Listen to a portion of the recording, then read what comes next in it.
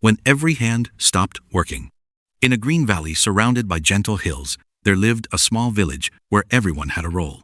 The farmer grew the food. The baker turned grain into warm bread. The carpenter built doors and tables, while the water carrier filled every home with life.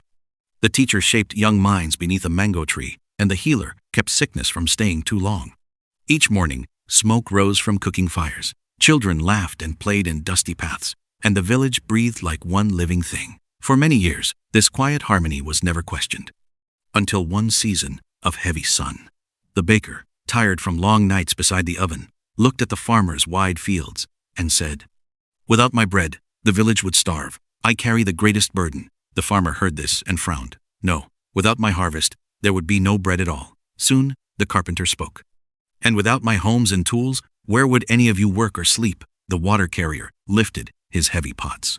"You all forget. Nothing lives without water." Pride, once a whisper, grew into many loud voices.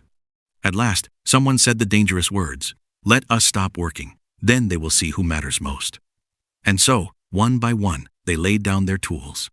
The farmer left his fields untouched. The baker's oven grew cold. The carpenter stacked away his hammer. And the water pots stood empty in the sun. On the first day, it felt like rest. On the second day, it felt like silence. But by the third, the children were hungry, and the sick grew weaker.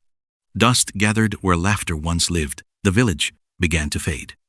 Watching this, an old grandmother, who sold nothing and owned very little, walked slowly to the center of the square. She carried only a small lantern, even though the sun was still high.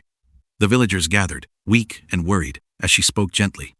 "When one thread leaves the cloth, the whole fabric begins to tear. You argued about who was greatest, and forgot the truth. A village is not built by one hand." Silence fell like evening light.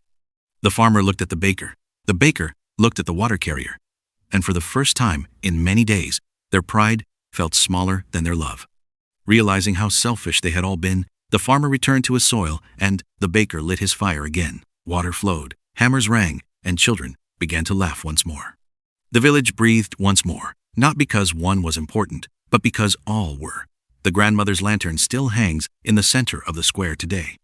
Not to chase away darkness, but to remind the living, we shine brightest when we shine together.